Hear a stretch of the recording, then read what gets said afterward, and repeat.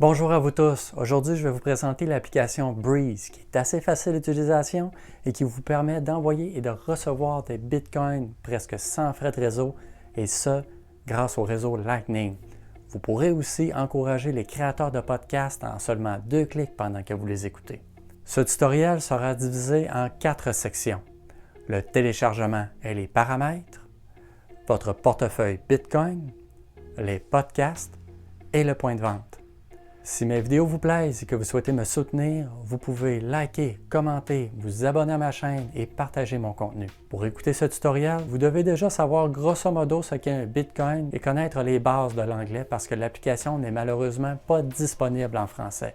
Ceci étant dit, vraiment une base est amplement suffisante. Au cas où vous n'êtes pas familier avec la notion de Satoshi, sachez que c'est comme les sous en rapport au dollar, sauf qu'il vous faut 100 millions de Satoshi pour équivaloir à un Bitcoin. Au moment de tourner la vidéo, un sou vaut environ 19 Satoshi. Vous êtes prêts à commencer? C'est parti! Pour commencer, téléchargez l'application Breeze sur l'Apple Store ou bien sur Google Play Store, tout dépendant avec quelle entreprise vous êtes. Lorsque le téléchargement et l'installation ont été complétés, vous pourrez définir les paramètres. Pour y accéder, appuyez sur l'icône en haut à gauche et ensuite sur Préférences. Fiat Currencies vous permet de choisir la devise qui s'affichera. Network vous permet de changer de nœud Bitcoin sur lequel vous êtes connecté. Security and Backup vous permet de sécuriser l'application et de faire des sauvegardes. Developers est une section pour les programmeurs. Vous comprendrez que je ne vais pas vraiment vous en parler. En appuyant sur Fiat Currencies, vous pouvez sélectionner votre devise et vous aurez alors une estimation de la valeur de vos Satoshi. C'est à prendre avec parcimonie étant donné que les plateformes d'échange sont décentralisées et que la valeur des bitcoins est très volatile à court terme. Pour modifier les paramètres réseau, retournez dans le menu et appuyez sur Network. Règle générale, pour utiliser le réseau, vous devez être connecté à un nœud Bitcoin. Ça pourrait faire l'objet d'une vidéo à lui seul, mais je peux ici vous résumer en le comparant à un livre de compte qui vérifie si les transactions respectent les règles du jeu. En principe, vous n'avez pas à modifier quoi que ce soit ici car le nœud Bitcoin par défaut fonctionne bien. Pour modifier les paramètres de sécurité, retournez dans le menu Préférences et appuyez sur Security and Backup. Vous pouvez renforcer la sécurité en programmant un numéro d'identification personnelle à 6 chiffres, mais faites attention car en cas d'oubli, ce n'est pas aussi simple qu'avec une banque. Vous pouvez ensuite enregistrer une sauvegarde au cas où vous perdez votre téléphone par exemple. Pour plus de sécurité, c'est possible d'encrypter votre sauvegarde avec une liste de mots que vous devez noter et garder dans un endroit sûr, idéalement à l'épreuve de l'eau et du feu. Cela dit, si vous gardez juste des petits montants dans l'application, vous pourriez aussi choisir de ne pas ajouter de protection. Même si Breeze affirme le contraire, je suis sceptique sur le fait qu'on y ait le plein contrôle de nos Satoshi. Je vais d'ailleurs travailler sur un tutoriel d'un logiciel qui vous permet d'avoir le plein contrôle. Personnellement, je n'ai jamais plus d'une vingtaine de dollars sur Breeze, mais je dois admettre que je n'ai jamais eu de problème avec eux.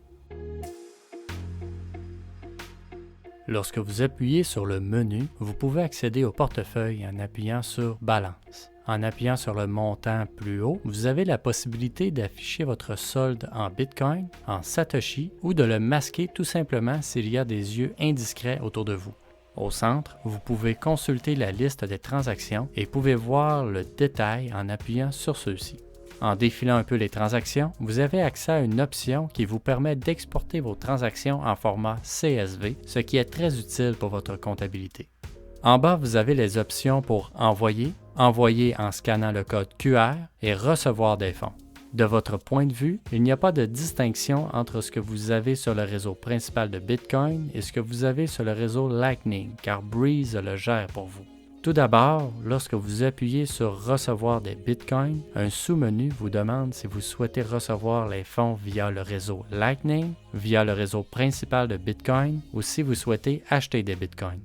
Si vous souhaitez recevoir des fonds via le réseau Lightning, vous pouvez inscrire une description ici, qui pourrait être une courte description du service, ainsi que du numéro de facture par exemple, et vous inscrivez ici le nombre de Satoshi. Notez que le réseau Lightning est conçu pour les petites transactions, alors Breeze vous chargera un montant si la facture dépasse un certain nombre de Satoshi. En appuyant sur « Créer », un code QR apparaîtra si l'autre personne souhaite le scanner, mais vous pouvez aussi copier l'information de la facture et la partager par courriel ou par texto, par exemple. Si vous souhaitez recevoir des fonds via le réseau principal de Bitcoin, appuyez sur le bouton « Receive via BTC Address » et un code QR apparaîtra. En appuyant ici, vous pouvez copier la clé publique du portefeuille et la partager via courriel ou texto.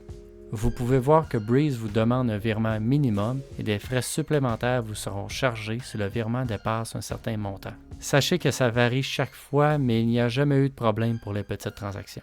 Notez que les Setup Fees, que nous pourrions traduire par frais de mise en place, ne sont facturés qu'une seule fois. Pour envoyer des Satoshi, vous pouvez appuyer ici pour scanner le code QR de l'autre personne. Ça va fonctionner que ce soit une facture du réseau Lightning ou bien une clé publique du réseau principal Bitcoin.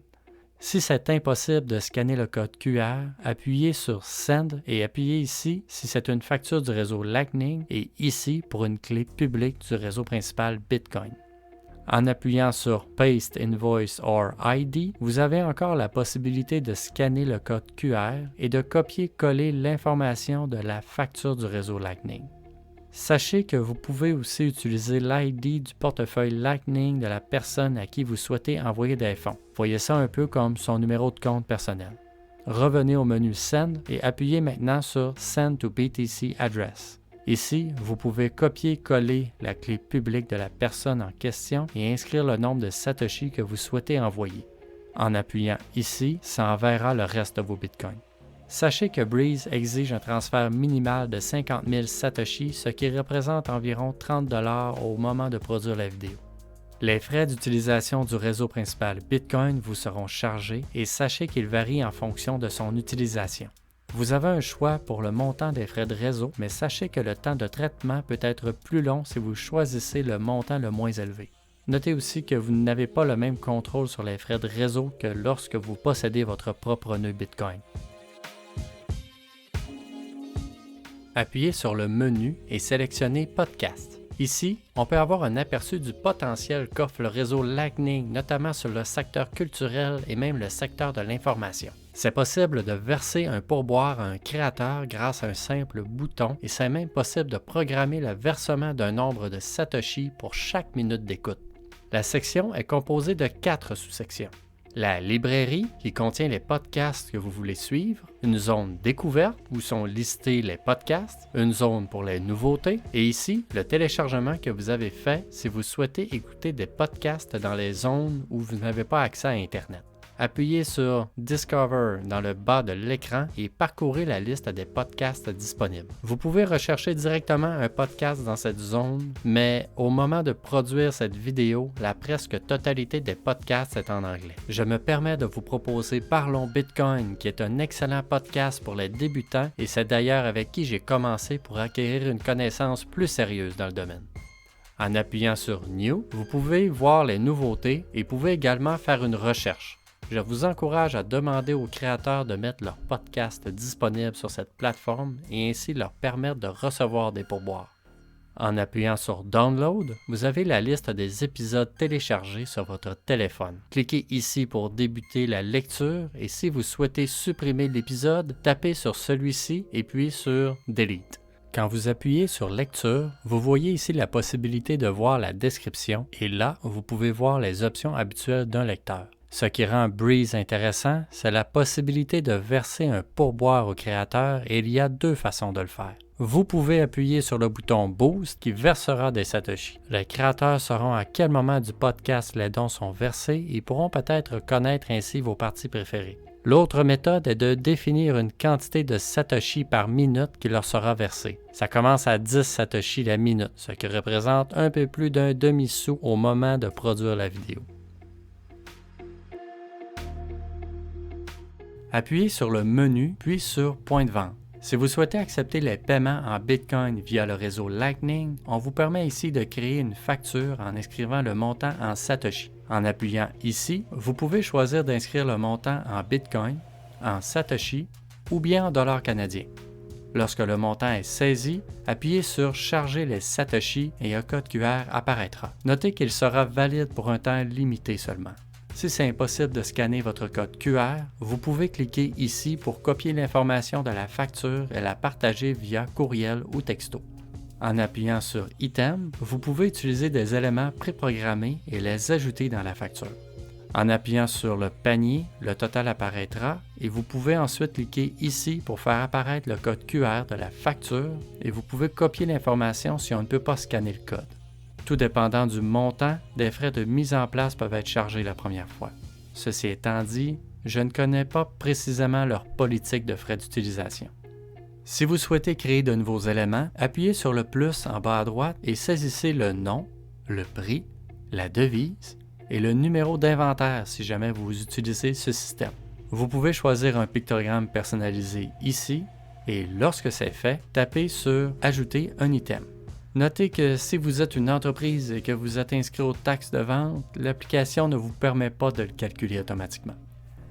L'objectif de cette vidéo est de vous permettre d'accéder au réseau Lightning sans vous imposer toute la complexité de la mise en place d'un nœud Bitcoin.